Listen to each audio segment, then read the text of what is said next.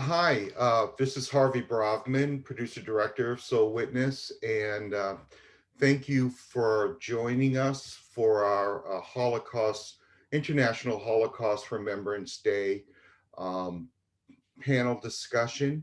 I'd like to introduce our panelists and our moderator for this discussion. Dena Salzberg is a second generation survivor. Her father, Hyman, is in the film Soul Witness, and her mother, as well as two uncles, were also part of the Brookline Holocaust Witness Project. Janet Bloom is also a second generation survivor. Her mother, Rose Mura, is also in the film Soul Witness and was part of the Brookline Holocaust Witness um, project. And Peggy Shukur, who is the deputy director of the New England chapter of the Anti-Defamation League.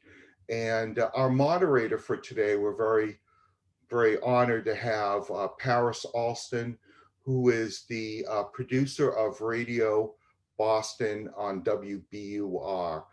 Paris, I'm going to turn the reins over to you. Really appreciate you helping us today. Thank you. Absolutely, Harvey, and thank you so much for having me, and thanks to all of our panelists for being with us today as well.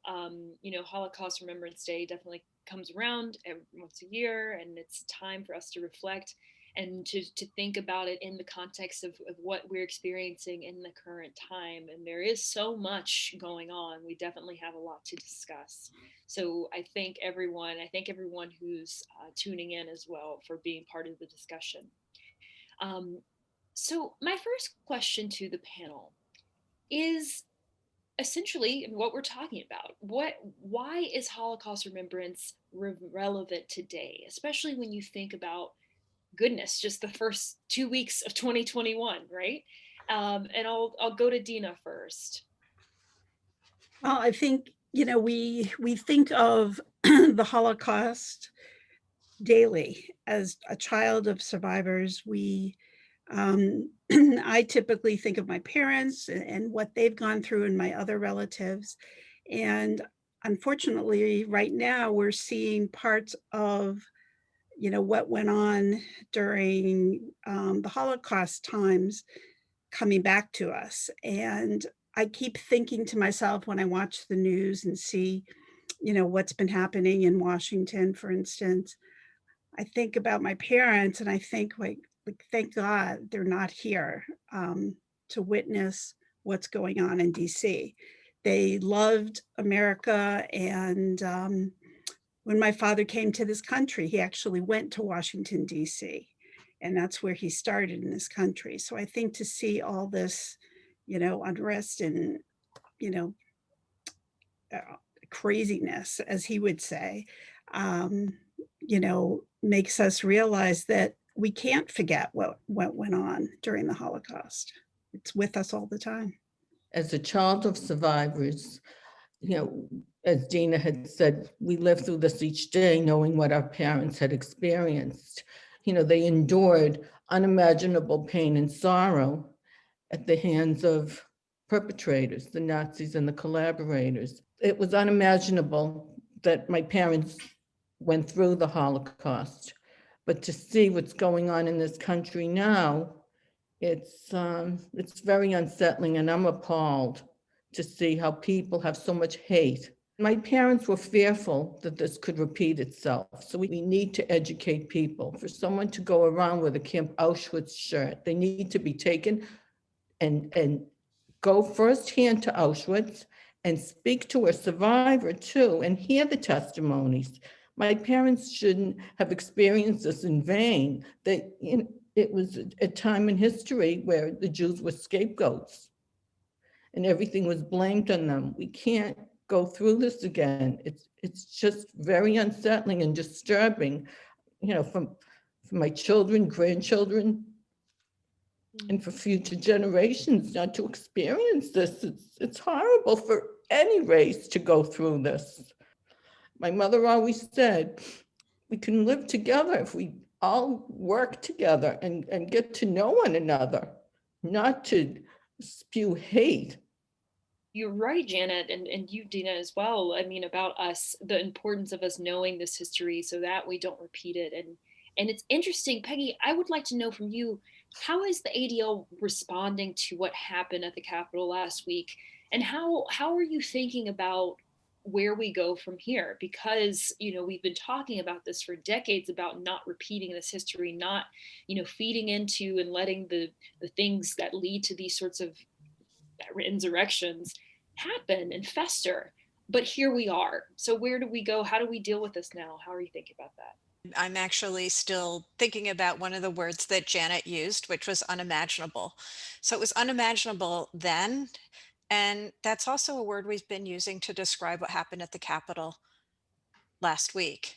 To some of us at ADL, and probably obviously outside of ADL, what happened was extreme last week, but not totally unimaginable. There have been signs, and plenty of signs, that the lessons of the Holocaust have not been learned, that repeated genocides that have happened since the Holocaust is a reason for concern. And on top of that, the sort of constant anti-Semitic and racial tropes that have been sort of woven through Nazi Germany have reappeared in many manifestations since that time. We can just look back less than a year ago to see those tropes sort of reemerge in new and horrific ways in connection with the coronavirus, where the Asian community was blamed in ways and the Jewish community was blamed in ways for either transmitting the virus or profiting out of the virus. So those tropes are there, but they're more insidious when people don't connect them. And one of the things we try to do at ADL is make those connections, whether it's by advocating for mandatory Holocaust and genocide education. Shout out to New Hampshire, which adopted this just last year. But also with our work on extremism, where we're kind of digging into the dark web to see those stories, to see how those lies are shared and spewed, both in sort of the alternate sites, but also in Facebook and the more traditional sites. In fact, I will note here that Facebook has been one of the places where the lie of Holocaust denial has been prominently shared and spewed, and more recently, Facebook has agreed to take that off. But that didn't happen automatically either. So unfortunately, the task of education, which is very high up on ADL's list of really important actions in relation to Holocaust remembrance and understanding the lessons of the genocide, there's much more that needs to be done. But sort of our view is that we're continuing our work in extremism, both in education and analysis, but also our direct work in schools to promote both Holocaust and genocide education, but also more broadly for anti-bias and anti-hate training, for students. There's a lot of improvements, I think we could all agree, that could be made to our civic discourse and to giving our next generation the language both to recognize the atrocities of the Holocaust and genocide, but also have the language and ability to discuss all forms of hate and bias. And Harvey, you've been someone who's been a student and a steward of this history, right? Through your documentation of survivor witnesses, survivor stories, etc. And so what do you think is the value of having those testimonies and sharing them through film and through in person and all sorts of other ways? What is the value? I mean, I think it's easy for people to say, oh, well, this happened so long ago, it seems so far away from me. But why is it important for us to hear that, to bring it back home? Yeah, I mean, I hope that the film and other efforts like it help us to become more present, more vigilant against all forms of hate. on the day of the attack on the Capitol, on the evening of that day, Senator Cory Booker spoke on the floor of the Senate, and he was talking about that he saw the Confederate flag in the Capitol. The Confederate flag hadn't been in the Capitol even during the Civil War. And you could see the emotion in his whole body, almost in his face. And he's a strong man, and you could see him just trying to hold himself together to say that. And I remember being upset that had happened, through his being upset. But the next morning, I was speaking with the director of the Holocaust Center for Pittsburgh, and she brought to my attention something that I did not know at the time, which was that some of the people that were storming the Capitol were wearing Camp Auschwitz shirts, sweatshirts. And I tell you, I wanted to throw something through my computer. I wanted to throw my computer out the window. I was so visibly, I was just so angry. I guess I hope that through the film, people will feel as upset at things like this and feel it even more because they had experienced what a survivor went through.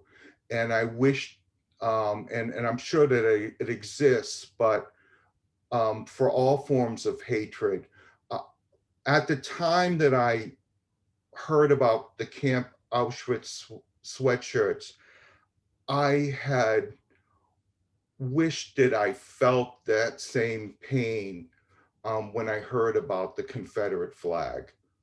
I want people to feel those things so that they want it to stop, the way Janet and Dena and I and Peggy react to something that's relevant to anti-Semitism. I hope that there's more films like this on other subjects. Mm-hmm.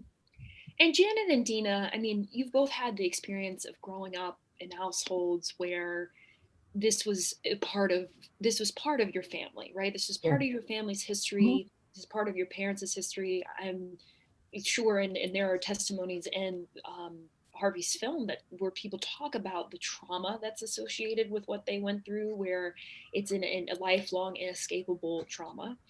And you're closer to it than some others, right? But what do you hope that people take away when they do hear these testimonies, like the ones that are in Harvey's film? What do you hope that people are understanding, maybe that they didn't necessarily get the point of view that you had, but they should understand? I'm just concerned that they think that it's a made-up story and that a bunch of people have gotten on, in front of a camera and started making up stories, because there are a lot of Holocaust deniers out there who don't think the Holocaust happened. But when you see, your parents not being able to sleep and they're crying at night and having nightmares, that's real. You can't make that up. This happened. And it may not affect you the way it affected us as children of survivors, but it was a real part of our history. I want people to understand how people's lives were taken away from them and their identities were taken. My parents both lived with death, as they said, day in and day out, smelling the flesh and the bones and the hair from the crematorium. That doesn't leave them. And so that's what happened. And when they came to America, they were hopeful. They were hopeful to rebuild their lives. They came here with nothing. And they became patriotic. They were devoted to Israel as well. My mother would say that If they had Israel, there wouldn't have been a Holocaust. And then I think of what's going on with the hatred rhetoric. And we're having a toxic environment here. We don't want this to become normalized. I really worry about the anti-Semitism in this country. I think, there's too many excuses that are given and they don't call it anti-Semitism, but I think there's a lot of jealousy out there about how the Jews were able to become accomplished and had, different opportunities when they came here. And it's not because they haven't gone to college or they haven't, pushed themselves, but I think because they didn't have those opportunities growing up, they found this country to be such an open country and being able to pursue interests and so forth. But I really worry for college students who are on campus and they're up against anti-Israel and BDS kinds of discussions. And we need to educate our own kids on how to, stand up for themselves and their beliefs. These things keep happening. Like before this, I want to say it was Charlottesville, right? That made people, because there were neo-Nazis in Charlottesville and those attacks in 2018. And so when those things come up and you revisit Soul Witness, what are the things that make you say, oh no, like this is still relevant. This is a repetition of what has happened.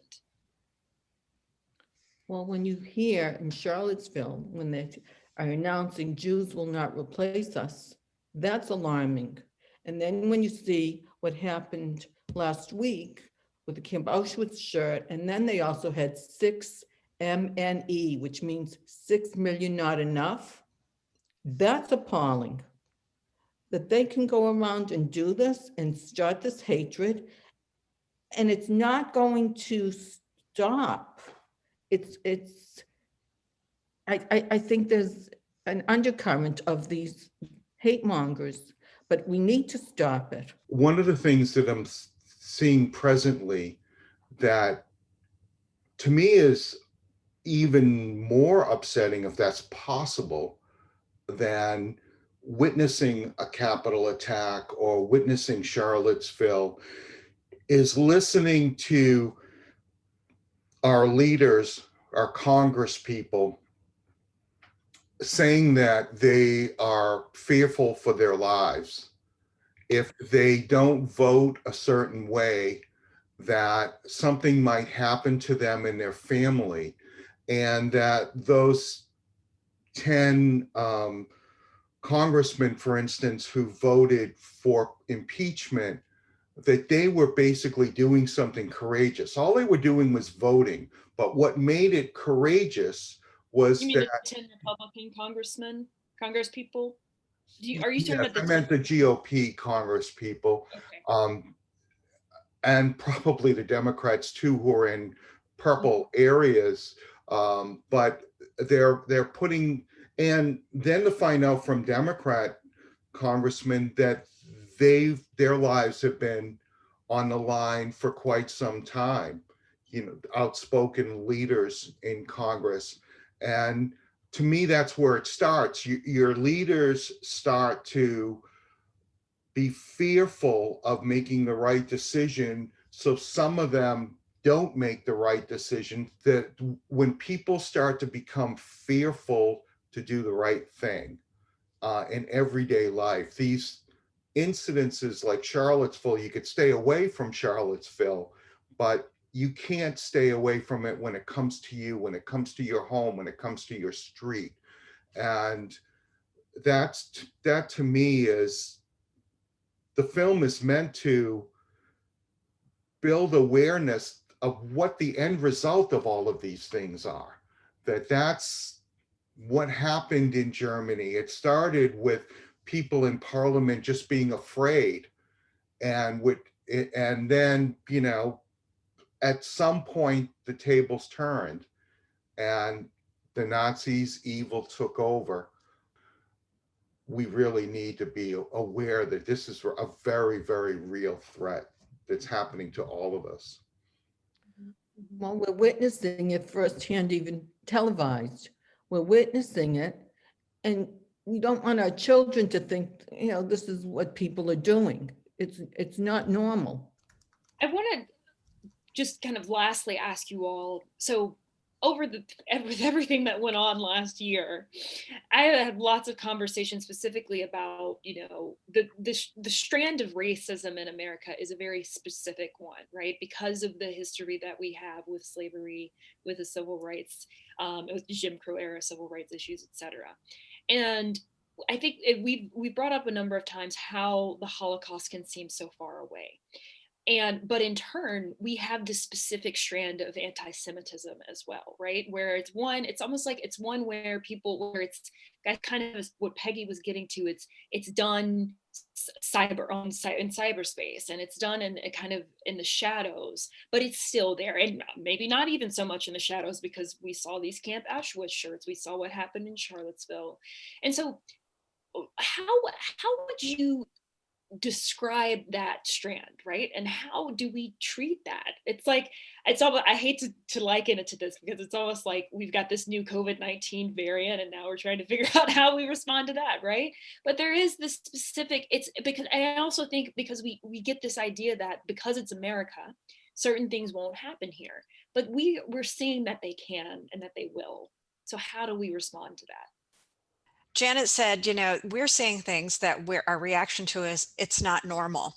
And I think if we take a step back, or at least, if you just go back this year or the last 4 years, what is normal and what's been normalized in terms of language and how we and our reaction to things as a nation, that's really changed. A lot of things that are extremely hateful and disruptive and polarizing and divisive have been normalized. And, in times of strife, all of us, who have been students of anti-Semitism see that often Jews are targeted, often people of color are targeted. And, that leads into the reckoning that this country has had in the past 6-8 months, which is confronting, all these systems of oppression and how they manifest in our society. No easy answers, but understanding the history in the United States, that it's not as perfect as many of us grew up believing, is actually an important step. Stories of Holocaust survivors is one piece to that puzzle. I've gotten some reaction to the film, which reminded me of, I never really thought about it, but things that my whole life, every time a Holocaust program or something came up on TV, that I would hear people saying, "Oh, not another one of those. Aren't we done with that? Can't we just move on from that?" And people have said that to me, like, "Oh, well, I'm glad that this is working out for you, but isn't there enough programming on the Holocaust?" And it also makes me think of when people say, can't we get over that, people were lynched? Can't we get over that, someone, that your father had to accept that he would, as a grown man, he was, someone could say boy to him, call him boy, and he couldn't say anything back, so that there's that wanting to forget the horrors that humans inflict on each other. And then also these other big lies of,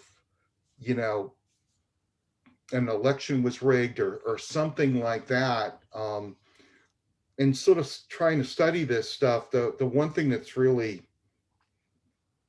been illuminating for me is that fascism, it seems like fascism comes about through the will of the people because they believe lies. I like to believe that the counterbalance to it is a democracy that allows people to speak up in opposition, that a free press that helps bring out facts is another way where people are educated. And the sort of the better angels will take over. But I think some of those areas that we've traditionally relied on to sort of keep things in balance have been skewed. And in addition to our free and fair press, there's just a lot of media out there that people are tuning into that just isn't accurate and actually contributes to this division, this divisiveness, and this hate that we're seeing now acted on. Well, what is your hope? I mean, because I know that we had lots of education going. We have material like Harvey's film. We have people like Dena and Janet's parents whose testimonies do live on.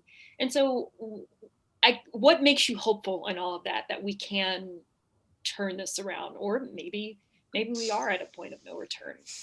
I think what Janet said is true. We need to talk to each other. I mean, you said that at the very beginning. We can't erase this part of history. As Harvey just said, isn't this enough? It's not enough. If we don't talk about it and just let it go, it's repeating itself as it is, but we need to bring it to the forefront. And I know that the torch has been passed, like to Dena and to myself, and the second and the third generation, that our children and grandchildren will continue the legacy about their parents and grandparents. We cannot let this stay silent. Never again is resounding louder than ever, that we need to work and act upon it. And it's up to each of us to voice our outrage. I also think that we need to reach out to the leadership of these groups too. It's amazing how they've been able to identify so many of the people that were at the Capitol and going out into communities and arresting them. These are like normal people that could be living next door to any of us. And I think getting to the leadership is very, very important as well. When I was in school in the 20th century, I didn't have anything about the Holocaust in my education books, in my history books. I went to school in Boston. I would ask my parents about it. They would talk about it. But it wasn't until I started in college, and then the movie Holocaust came about and people were more aware of it. But I know that there are statistics asking people if they ever heard of Auschwitz. Many people don't know, or they're not aware of what happened. Mm-hmm. So educating the children is important, but educating the parents as well. We only have, I think, under 20 states that have adopted mandatory genocide education. And I'm sad to say Massachusetts is not one of them. And when we talk about the connections between the Holocaust and other forms of genocide, and either ignorance or willful looking at alternate facts, there is a crying need to provide education, and education really at the right time in someone's life, so that it becomes really part of their values and is aligned really with what we hope the next generation learns about civic duty and democracy, and speaking out against all forms of hate that we see in our communities. You mentioned, Paris, what positive things that we can take away from this. I've been interviewing young people for the past 11 years, and their social justice initiatives, started by high school students and college students. And that just sort of invigorates me, and we hopefully it invigorates other people. And also we have impeached the president, and the Capitol attack was not successful. It did a lot of damage, but it wasn't successful. And I think there are more people that want to defend democracy than want to tear it down. and democracy takes constant defending. And I think through these volleys that have been launched at democracy, people have become more active and more aware. And maybe the last 4 years, while it's hard to say that it was good, I think that we were in a very similar situation 4 years ago, and maybe we didn't realize it. And now it's more real for everyone. And I do have hope, and I do think that people want a better way. And I think our democracy is strong because for whatever reasons that it held up during these attacks the last 4 years, and there are going to be more. But I think if we stay together, we can have a better country. I'm hoping that this moment will make those of us who want to be part of the good fight here to kind of renew our efforts into standing up, feeling empowered to get out facts, feeling empowered to advocate for more education for laws, advocate in the political spectrum as well, and really use the democratic processes, which I believe still exist in this country, to sort of move forward and be a good ally actually with all the groups who have been sort of victimized by a lot of the hatred that's woven through our country. We all collectively can use our own experiences, and this one is probably one of the most compelling and powerful to illustrate that, and illustrate also some resilience as we move forward. So we can draw on that, and hopefully it will give us strength. And instead of talking about the extremist groups who are emboldened to act on their beliefs, I'm hoping that us as good people can be emboldened and have our day to move these issues forward. For what all of you said, there are some positive spots there, and I mean it's just a big reminder that the work isn't done. It's never going to be done. We're going to keep having to listen to these witness testimonies. We're going to have to keep educating people. We're going to have to keep documenting stories and putting them in the context of today. And so I think that's a task we can take on. Well said. Well, Harvey, Dena, Janet, and Peggy, thank you all so much for this conversation. I really appreciate it. Thank you. Thank you.